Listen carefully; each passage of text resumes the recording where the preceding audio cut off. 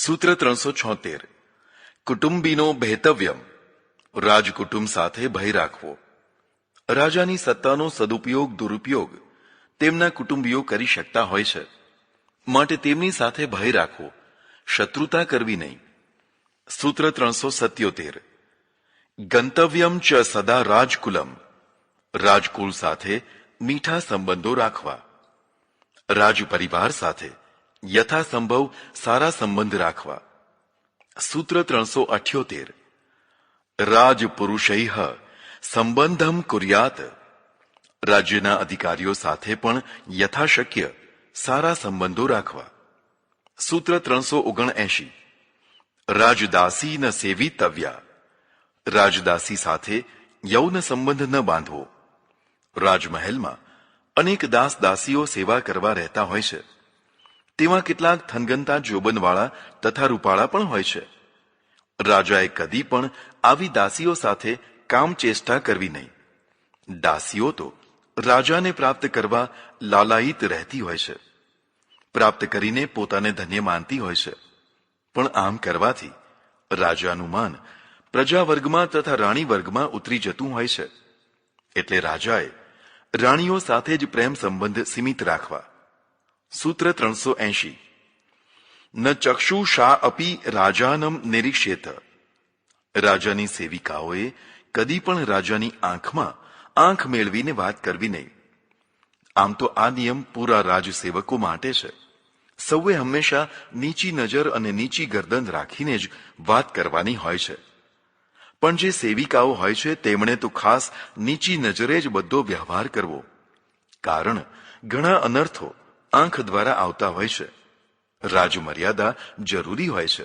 સૂત્ર 381 પુત્રે ગુણવતી કુટુંબિનઃ સ્વર્ગ. ગુણવાન પુત્રો પરિવાર માટે સ્વર્ગ બરાબર છે. પાછલી જિંદગીમાં સંતાન સુખ જેવું કોઈ સુખ નથી અને સંતાન દુઃખ જેવું કોઈ દુઃખ નથી. રાજા અને બધાના પરિવારમાં ગુણવાન પુત્રો હોય તો તેમને એટલે રાજાને અને સૌને સ્વર્ગ જેવું સુખ મળતું હોય છે. સૂત્ર 382 પુત્ર વિદ્યાનામ પારમ ગમયિતવ્યાઃ. પુત્રોને વિદ્યામાં પારંગત કરાવવા. રાજાએ અને પ્રજાએ પણ પોતાના પુત્રોને ખૂબ વિદ્યા ભણાવીને વિદ્વાન બનાવવા જોઈએ. વિદ્યાહીન પુત્રો રાજગાદીના વારસદાર થાય તો તે સારી રીતે રાજ ચલાવી ન શકે. માટે રાજાએ તેમને બધી વિદ્યાના વિશેષજ્ઞ બનાવવા જોઈએ. સૂત્ર 383 જનપદાર્થ ગ્રામમ ત્યજેત. જિલ્લાના હિત માટે ગામને ત્યાગી દે. ચાણક્ય રાજનીતિ સમજાવે છે કે થોડું જતું કરવાથી જો મોટો લાભ થતો હોય તો થોડું જતું કરે. જેમ કે પૂરા જનપદનું હિત થતું હોય તો કોઈ ગામને છોડવું પડે તો જરૂર છોડવું. એક ગામ માટે પૂરા જનપદને નુકસાન કરવું નહીં. સૂત્ર 384 ગ્રામાર્થ કુટુંબસ ત્યજ્યતે. ગામના ભલા માટે જરૂરી લાગે તો પરિવારને ત્યાગી દે. ઉપરના સૂત્ર પ્રમાણે આગળ વિસ્તાર કરી રહ્યા છે. કદાચ કુટુંબના ત્યાગથી ગામનું હિત થતું હોય તો કુટુંબનો પણ ત્યાગ કરવો. સૂત્ર 385 અતિ લાભ પુત્ર લાભ. પુત્રની પ્રાપ્તિ એ સૌથી મોટો લાભ છે. ધન પ્રાપ્તિ, સત્તા પ્રાપ્તિ, માન પ્રાપ્તિ વગેરે અનેક લાભો છે, પણ ચાણક્યની દ્રષ્ટિએ સૌથી મોટો લાભ પુત્ર પ્રાપ્તિનો છે. પુત્ર પ્રાપ્તિથી વારસદારનો પ્રશ્ન ઉકેલાય છે. વૃદ્ધાવસ્થાની લાકડી મળે છે. પુત્ર વિનાનો માણસ નિરાધાર જેવો થઈ જાય છે. માટે પુત્ર પ્રાપ્તિ એ મોટો લાભ છે. સૂત્ર 386 દુર્ગતેઃ પિતરો રક્ષતિ સપુત્ર. જે માતા પિતાની દુર્ગતિથી રક્ષા કરે તેને પુત્ર કહેવાય. માતા પિતાની દુર્ગતિ એટલે અપયશ ભર્યું જીવન. તેને જે યશમાં બદલી નાખે તે દુર્ગતિમાંથી સદગતિ કરી કહેવાય. આ માટે પુત્રે સારા ઉત્તમ કાર્યો કરવા જરૂરી હોય છે. સૂત્ર 387 કુલમ પ્રખ્યાપયતિ પુત્ર. જે કુળની ખ્યાતિ વધારે તેને પુત્ર કહેવાય. સારા કાર્યોથી જ કુટુંબની ખ્યાતિ થતી હોય છે. સૂત્ર 388 નાનપત્યયસ્ય સ્વર્ગ. અપત્ય એટલે કે સંતાન વગરનાને સ્વર્ગ મળતું નથી. જીવન એક પ્રવાહ છે. જેમ નદીનો પ્રવાહ સુકાઈ જવો ન જોઈએ તેમ જીવનની ધારા પણ ચાલુ રહેવી જોઈએ. આ ધારા સંતાન પરંપરાથી ચાલતી હોય છે. જેને સંતાન નથી હોતું તેની ધારા અટકી જાય છે. અટકેલી ધારા સુકાઈ જાય છે અને અંતે ભૂંસાઈ જાય છે. એક પ્રકારથી પોતાનું અસ્તિત્વ જ ભૂંસાઈ જાય છે, જે કોઈને પણ ગમતું નથી. એટલે પ્રત્યેક વ્યક્તિ વારસદારની તલપ રાખે છે. વારસો મોટો હોય પણ વારસદાર જ ન હોય તો જીવનના ઉત્તરાર્ધમાં ભારે ચિંતા રહે. અહીં સ્વર્ગ શબ્દનો અર્થ પરલોક સુધી જ સીમિત ન રાખતા આ જીવનના આનંદ કિલ્લોળને પણ એમાં સમાવી લેવો જોઈએ. સંતાન વિનાના માણસને અહીં પણ આનંદ કિલ્લોલ હોતો નથી. આવો ભાવાર્થ કરવો જોઈએ. એટલે તો શ્રુતિમાં કહ્યું છે, પ્રજાતંતુ માં વ્યવચ્છેત્સી, અર્થાત પ્રજાના તંતુને તોડીશ નહીં. તું ગૃહસ્થાશ્રમી થજે અને સંતાન પેદા કરજે. પણ કુદરત જ પ્રતિકૂળ હોય અને ઈચ્છવા છતાં પણ સંતાન ન થતા હોય તો મન મનાવીને સંતોષ કરવો જ ઉચિત છે. સૂત્ર 389. યા પ્રસૂતે સા ભાર્યા. જે સંતાન આપે તે પત્ની કહેવાય. પૂર્વે કહ્યું તેમ લગ્ન જીવનની એક મહત્વની અપેક્ષા વારસદાર સંતાનની પ્રાપ્તિ પણ છે. એટલે જે સ્ત્રી પ્રસૂતિ આપે અર્થાત સંતાન આપે તેને ભાર્યા કહેવાય. સ્ત્રીના પોતાના દોષના કારણે જો સંતાન ન થતું હોય અને પુરુષને સંતાનની તીવ્ર અપેક્ષા હોય તો તેને બીજા લગ્ન કરવાની છૂટ હોવી જોઈએ. પણ કુદરતી વ્યવસ્થાના કારણે જે સ્ત્રી માતા ન બની શકી હોય તેની પૂરી વ્યવસ્થા પણ થવી જોઈએ. સારું તો એ છે કે નિઃસંતાન પતિ પત્ની બંને મન મનાવીને સેવા પ્રવૃત્તિમાં લાગી જાય અથવા અનાથાશ્રમમાંથી કોઈ યોગ્ય બાળકને દત્તક લઈને અપનાવી લે. સૂત્ર 390. તીર્થ સમવાયે પુત્રવતી મનુ ગચ્છેત. તીર્થ એટલે રજો દર્શન.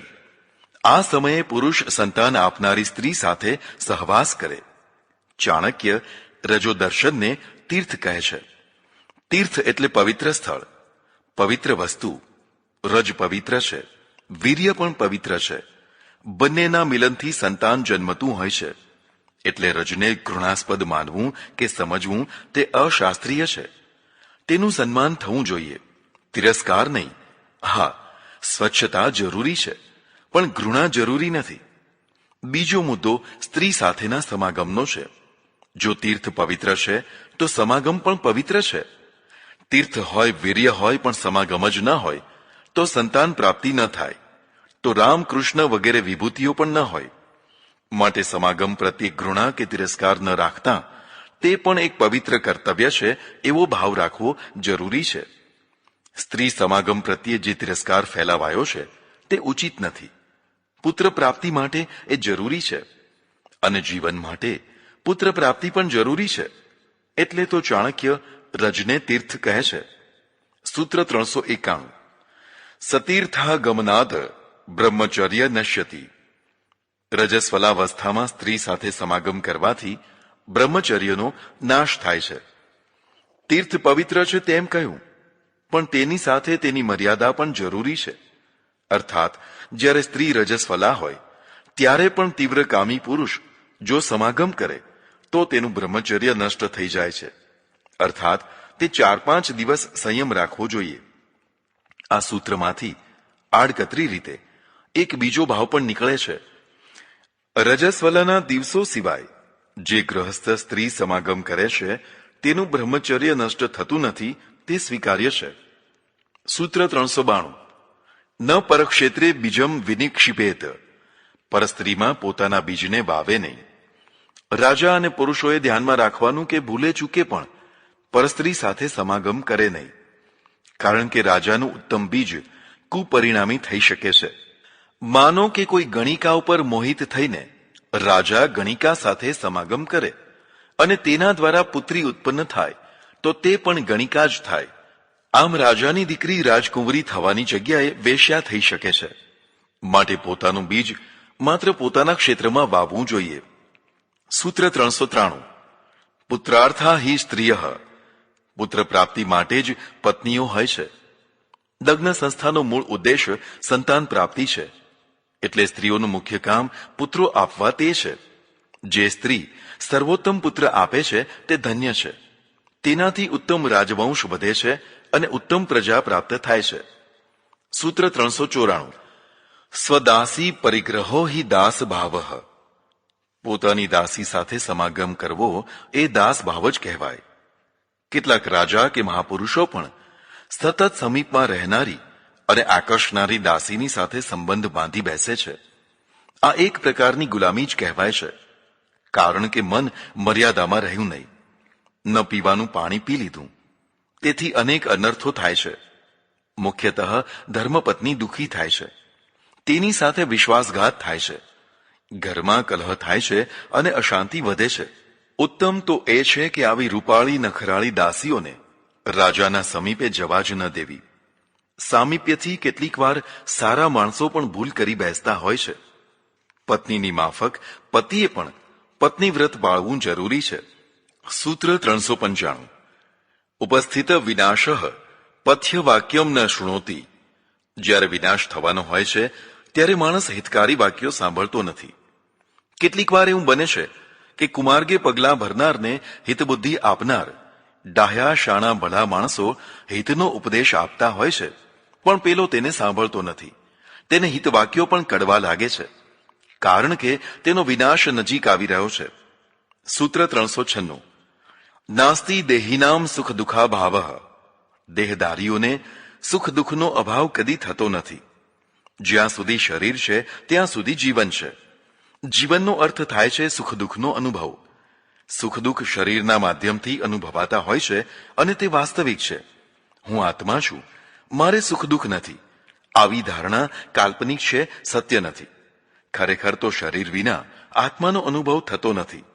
માટે આત્માની વાતો પણ દેહધારીઓ કરતા હોય છે. એટલે શરીર હું નથી એવી કાલ્પનિક ધારણા ન કરે. સુખ દુઃખ પણ છે જ અને તેનો અનુભવ પણ છે જ. તે માયા કે અજ્ઞાનથી નહીં પણ સત્ય રીતે થાય છે. એટલે સુખો વધે કે દુઃખો ઘટે એ જ પ્રથમ સાધના છે, તે કરવી. સૂત્ર 397. માત રમીવ વત્સાહ સુખ દુઃખાની કર્તા રમેવાનું ગચ્છંતી. વાછડા જેમ પોતપોતાની માતાની પાસે જાય છે, તેમ સુખ દુઃખો પણ પોતપોતાના કર્તાની પાસે જાય છે. કર્મ ભોગવવા જ પડે છે. કર્મના ફળ પોતપોતાના કર્તાને ખોળીને સુખ દુઃખ ભોગવાવે છે. માટે હું કરતા નથી તેવો ભાવ રાખવો નહીં. જીવાત્મા પોતે જ કર્તા ભોગતા છે. તે શરીર દ્વારા કર્મ કરે છે અને પછી ભોગવે છે. હું તો આત્મા છું, કર્તા ભોગતા નથી. તેવી મિથ્યા ધારણા બાંધી લેવાથી કર્મો છોડતા નથી. આત્મા આત્મા બોલનારને પણ અગ્નિનો સ્પર્શ બાળે જ છે. માટે વાસ્તવવાદી થવું, કલ્પનાવાદી ન થવું. સૂત્ર 398. તિલમાત્ર મપ્યુપકારમ શૈલ વન્મન્યતે સાધુઃ. સજ્જનો કોઈના તલ જેટલા ઉપકારને પણ પર્વત જેવો મોટો માને છે. જે સજ્જનો છે તેમનું પ્રથમ લક્ષણ છે કૃતજ્ઞતા, અર્થાત કોઈના કરેલા ઉપકારને હંમેશા યાદ રાખવો. દુર્જનો કૃતજ્ઞ હોય છે. તે ઉપકારને ભૂલીને ઉપરથી અપકાર કરે છે. માટે કદી પણ કૃતજ્ઞ ન થવું. ઉપકારોને હંમેશા યાદ રાખવા. સૂત્ર 399. ઉપકારો અનાર્યશ્વ કર્તવ્ય. દુર્જનો ઉપર ઉપકાર કરવો નહીં. દુર્જનો ભસ્માસુર જેવા હોય છે. જે મહાદેવે તેને વરદાન આપ્યું હતું તે જ મહાદેવને બાળવા તે કામે લાગી ગયો હતો. દુર્જનો પણ આવા જ હોય છે. જે સજ્જનો તેમનું ભલું કરે તેને જ તેઓ સતાવતા હોય છે. માટે આવા નીચ દુર્જનો ઉપર ઉપકાર કરવો નહીં. સૂત્ર 400. પ્રત્યુપકાર ભયાદ નાર્ય શત્રુ ભવતી. નીચ દુર્જન ઉપકારી પુરુષનો શત્રુ થઈ જાય છે. આ વાતની સ્પષ્ટતા ઉપરના સૂત્રમાં આવી ગઈ છે. સૂત્ર 401. સ્વલ્પમપ્યુપકાર કૃતે પ્રત્યુપકારમ કર્તુ માર્યો ન સ્વપિતિ. નાના નાના ઉપકારોનો પણ બદલો ન વળાય ત્યાં સુધી સજ્જનને ઊંઘ આવતી નથી. જે સજ્જન હોય છે તે કોઈનું ઋણ ચૂકવ્યા વિના રહેતો નથી. કોઈએ થોડોક ઉપકાર કર્યો હોય તો પણ તેનો બદલો વાળી દેતા હોય છે. બદલો ન વળાય ત્યાં સુધી તેમને શાંતિ રહેતી નથી. સૂત્ર 402. ન કદાપી દેવતા વમંતવ્યા કદી પણ દેવસ્થાનોનું અપમાન કરવું નહીં.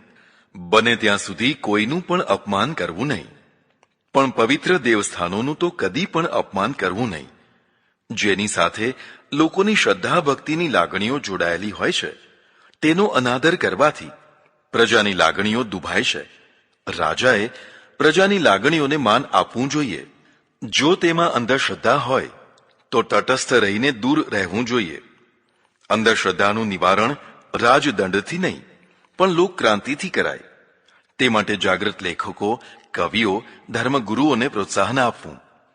આ કામ ધીમી ગતિએ થતું હોય છે, પણ જ્યાં શ્રદ્ધાનું કાર્ય થતું હોય ત્યાં અપમાન ન કરવું. બને તો સાથ આપવો, કારણ કે શ્રદ્ધાથી પ્રજાનું ઊંચું ઘડતર થતું હોય છે.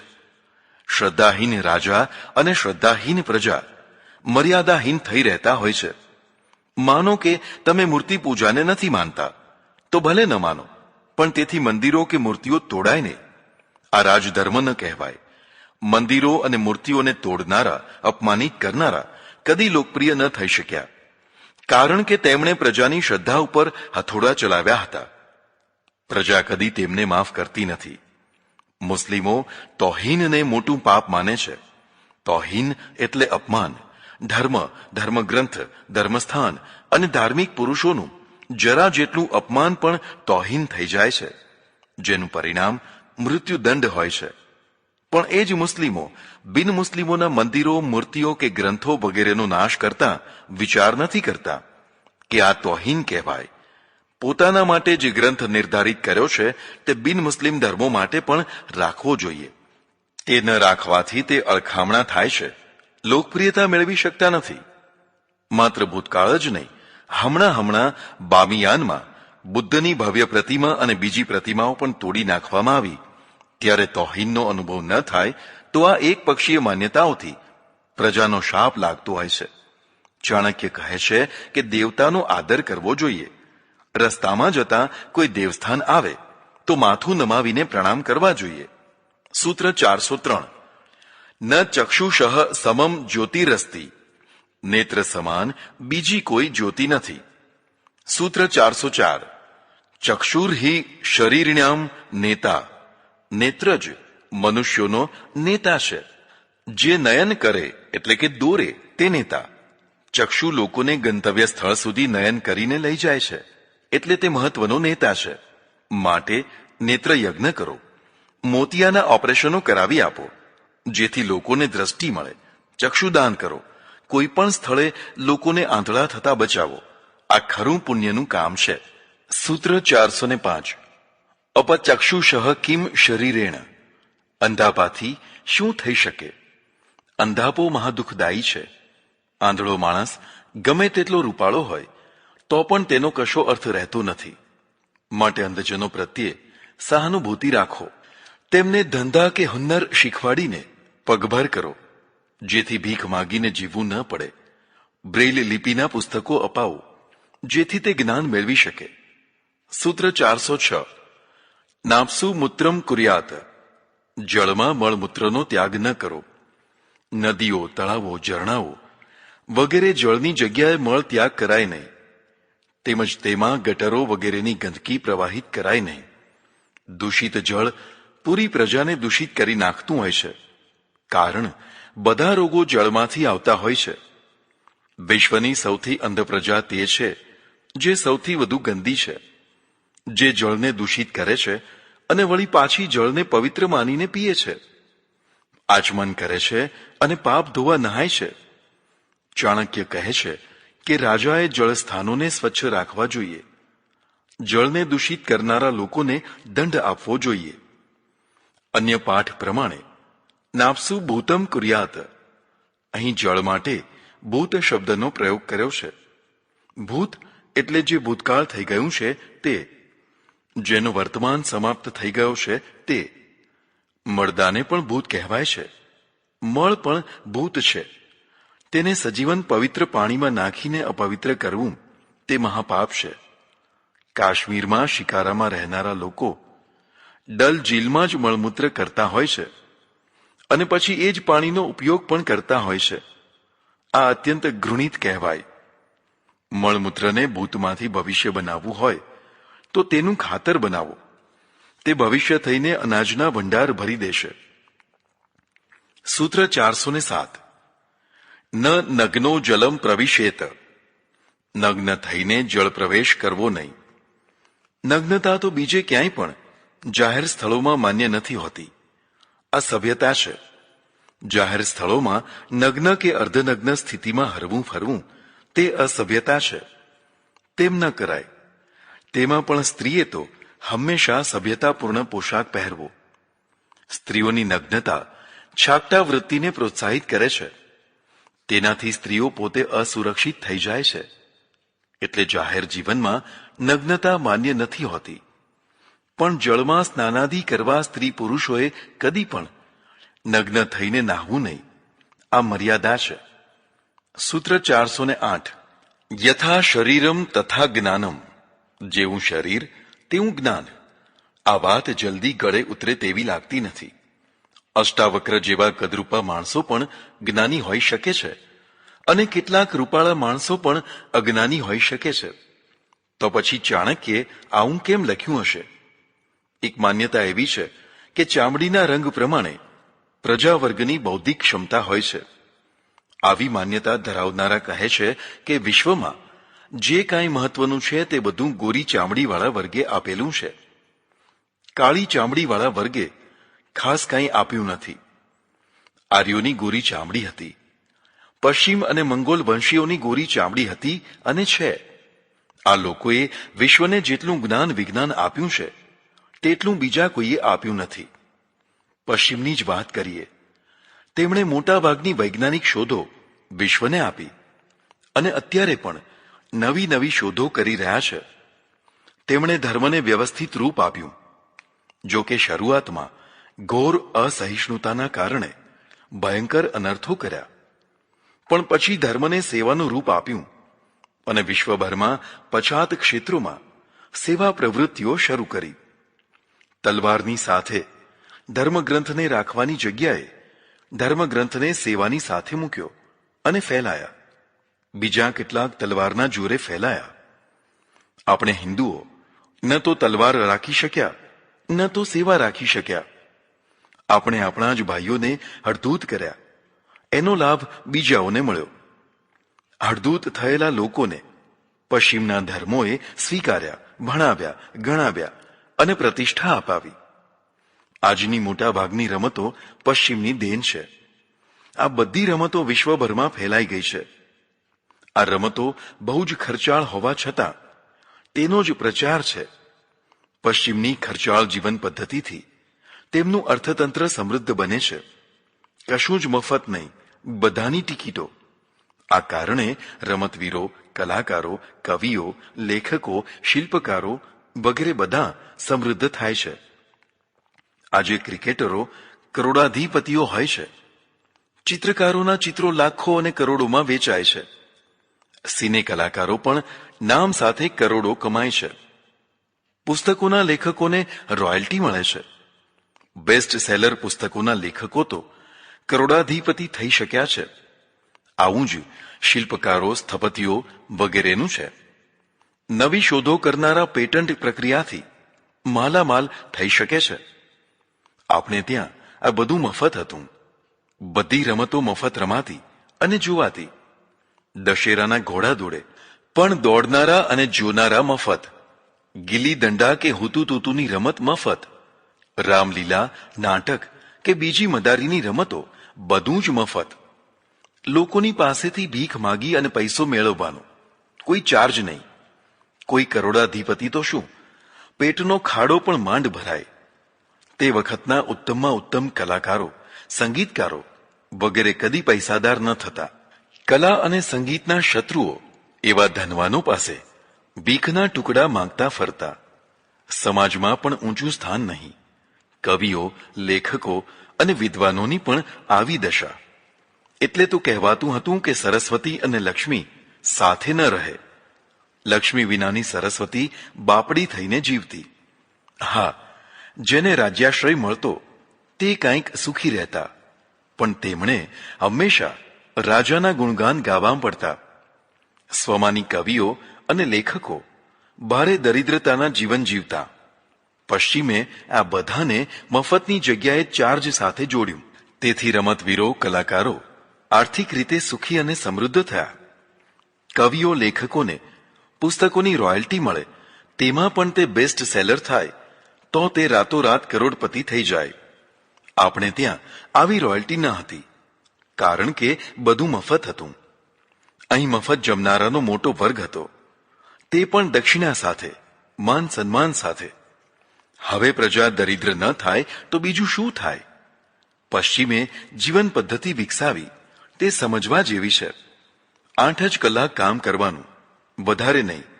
વધારે કરાવવું હોય તો ઓવર ટાઈમ આપવાનો.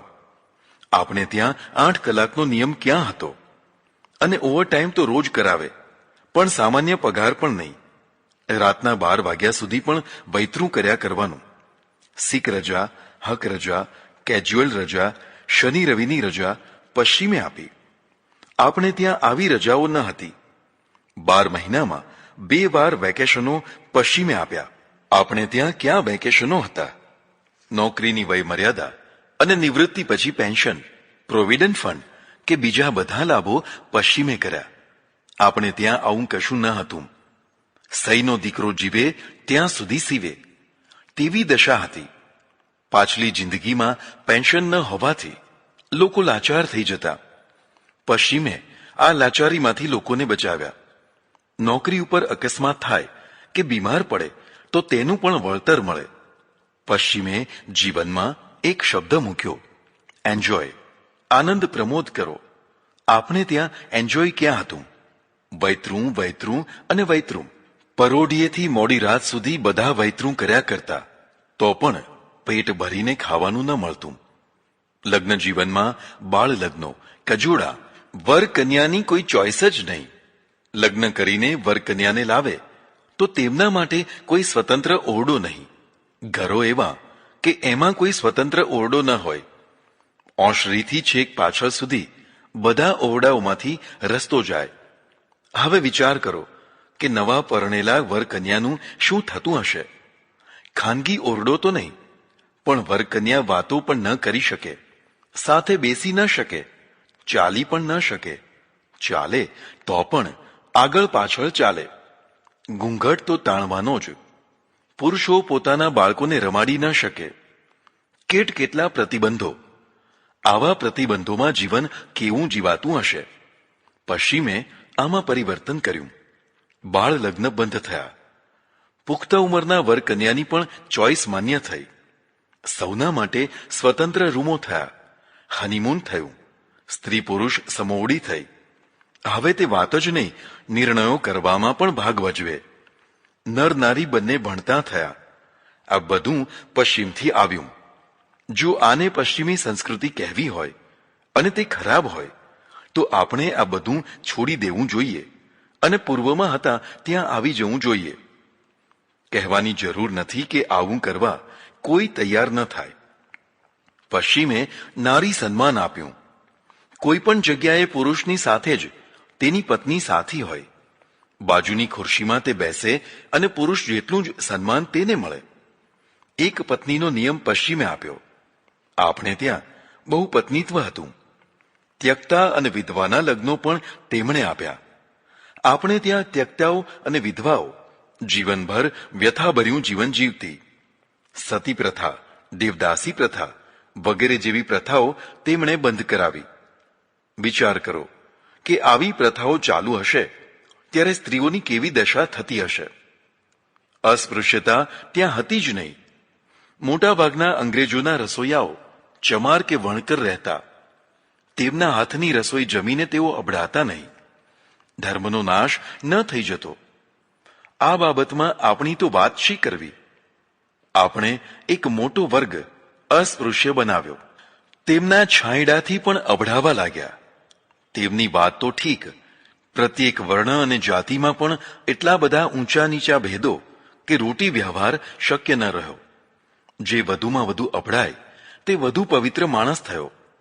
તે સૌથી વધુ પૂજ્ય થયો.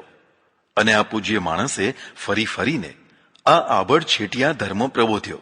વિચાર કરો, આ આબડછેટિયા ધર્મે પ્રજામાં એકતા કરી કે વિભાજન કર્યું, કે પછી પરસ્પરમાં હળદૂત ભાવ વધાર્યો?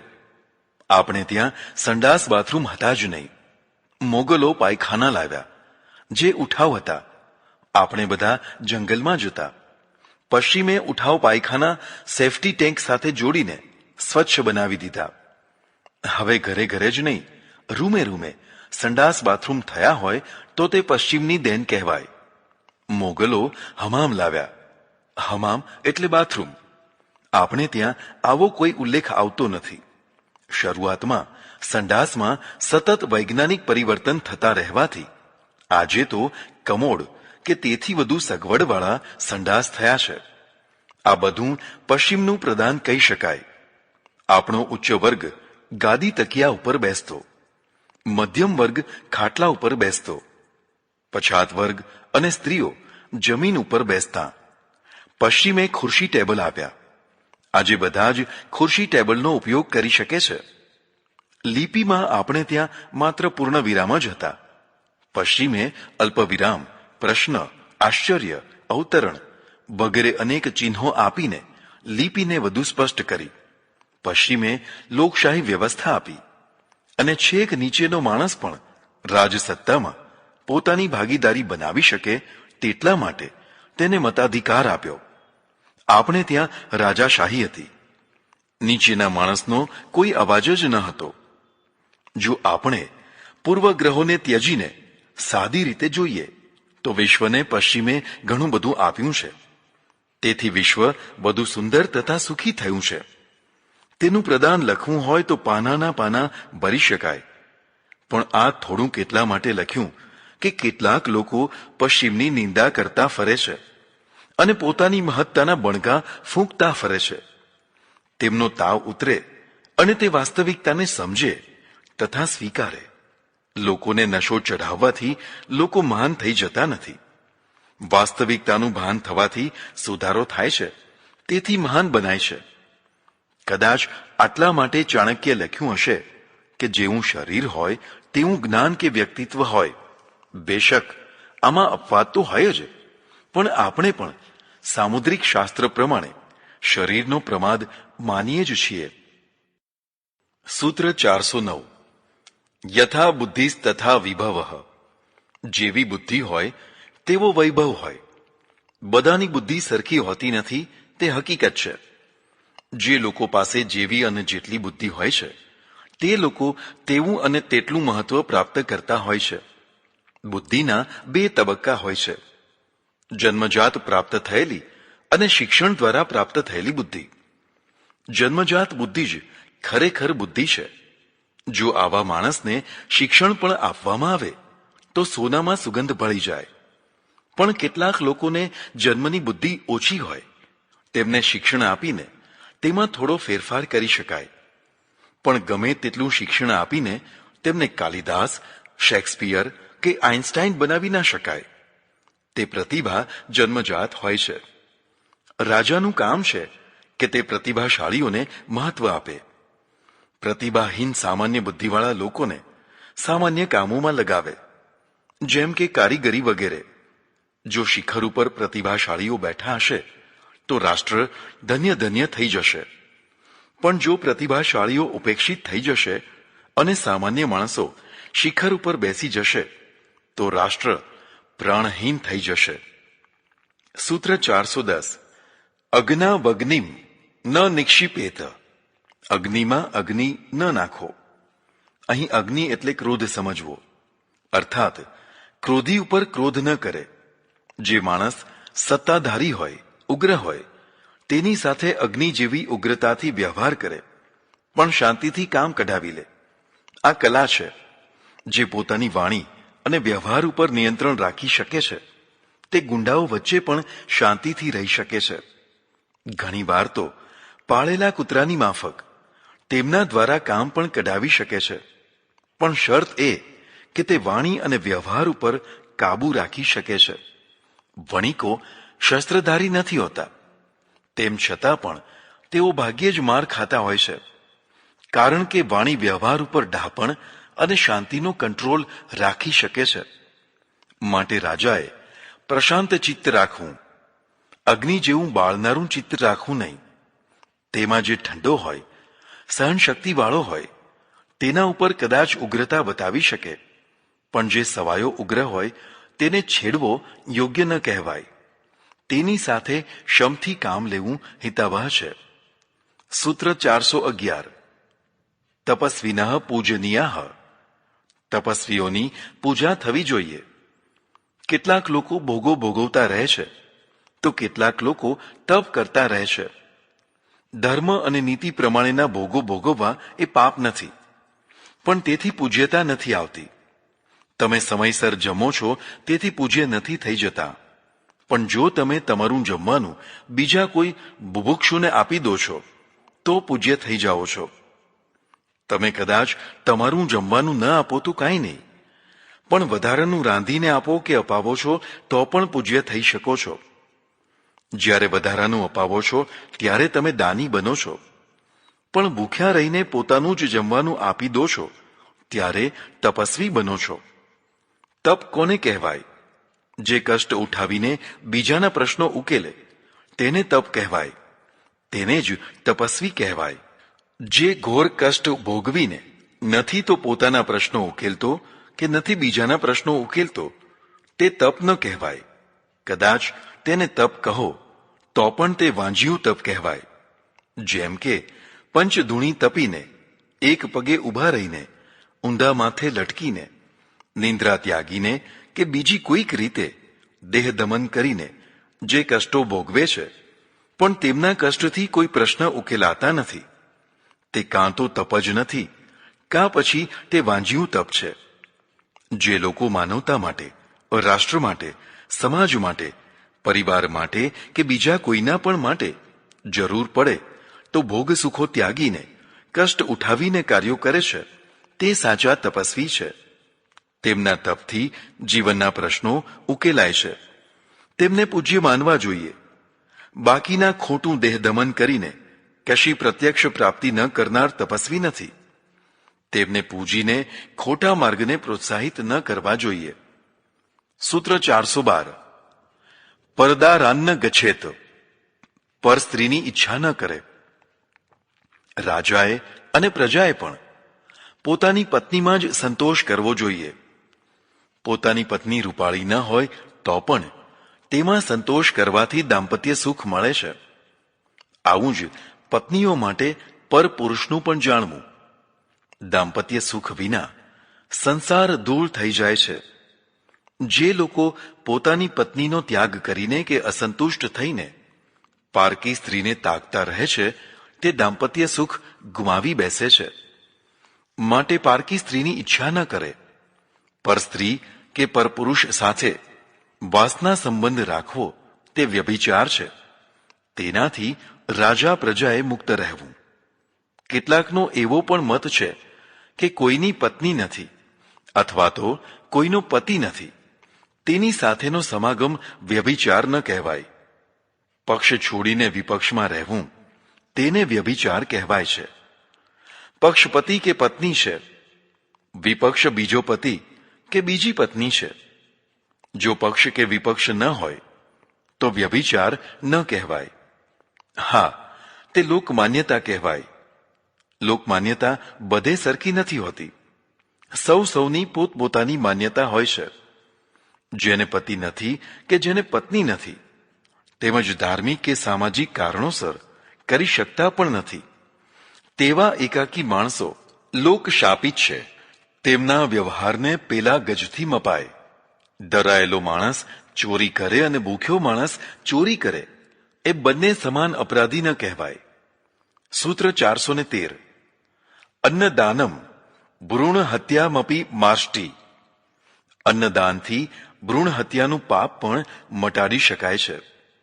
સૌથી મોટું દાન અન્નદાન છે. જે માણસ ભૂખ્યા માણસોનું પેટ ઠારે છે, તેણે કદાચ કંઈ પાપ કર્યા હોય તો તે પણ ધોવાઈ જાય છે. સૌથી મોટું પાપ ભ્રૂણ હત્યાનું છે, તે પણ અન્નદાનથી ધોવાઈ જાય છે. માટે ભૂખ્યાને જમાડવો. સૂત્ર 414. ન વેદ બાહ્યો ધર્મ. વેદ વિરુદ્ધ આચરણોને ધર્મ કહેવાય નહીં. આપણું ધર્મશાસ્ત્ર વેદ છે. જે વેદ કહે તેને જ ધર્મ કહેવાય. શાસ્ત્રને સનાતન માનવામાં આવે છે. રોજ રોજ નવું શાસ્ત્ર રચાય નહીં, અને રચાય તો જીવનમાં સ્થાયિત્વ આવે નહીં. જેમ બંધારણ વિના રાષ્ટ્ર વ્યવસ્થા ચાલે નહીં, તેમ શાસ્ત્ર વિના પણ ધર્મ વ્યવસ્થા ચાલે નહીં. ધર્મ વ્યવસ્થા એટલે જીવન વ્યવસ્થા. જીવન વ્યવસ્થાને સુચારુ રૂપથી ચલાવવા શાસ્ત્ર વિધાનો જરૂરી હોય છે. પણ વેદની એટલે કે શાસ્ત્રોની વ્યાખ્યા તાજી, નવી હોવી જોઈએ. બાસી વ્યાખ્યાથી લોકજીવન ગુંગળાવા લાગે છે. શાસ્ત્ર ભલે જૂનું હોય, પણ વ્યાખ્યા નવીન અને તાજી હોવી જોઈએ. શાસ્ત્રની પ્રસ્તુતિ માટે તાજી વ્યાખ્યા જરૂરી હોય છે, જે વર્તમાન સંદર્ભને અનુરૂપ હોય છે. શાસ્ત્ર વિનાની વ્યાખ્યા સ્વચ્છંદી થઈ જતી હોય છે. સૂત્ર 415. કદાચિદપી ધર્મ નિષેવેત. કદી પણ અધર્મનું સેવન કરવું નહીં. વિકટ પરિસ્થિતિમાં પણ માણસે કદી અધર્મનું સેવન કરવું નહીં. તુલસીદાસજી કહે છે, ધીરજ ધર્મ મિત્ર અરુનારી, આપદ કાલ પરીખ યહી ચારી. સૂત્ર 416. સ્વર્ગ નયતિ સુનૃતમ. સત્ય સ્વર્ગે લઈ જાય છે. સત્ય એટલે સત્ય ધર્માચરણ. તેનું પાલન કરવાથી માણસ સ્વર્ગની પ્રાપ્તિ કરે છે. સ્વર્ગની પ્રાપ્તિ એટલે શાંતિપૂર્વકના સુખોની પ્રાપ્તિ. જ્યારે અસત્ય ધર્મનું આચરણ કરનારા અશાંતિપૂર્વકના દુઃખોની પ્રાપ્તિ કરતા હોય છે. ધર્મને સમજવો જરૂરી છે. ઘણીવાર ધર્મના નામે લોકો અધર્મનું પાલન કરતા હોય છે. એટલે સત્ય અસત્યનો ભેદ સમજીને ધર્મનું આચરણ કરવું જોઈએ. સૂત્ર 417. નાસ્તિ સત્યાત પરમ તપઃ.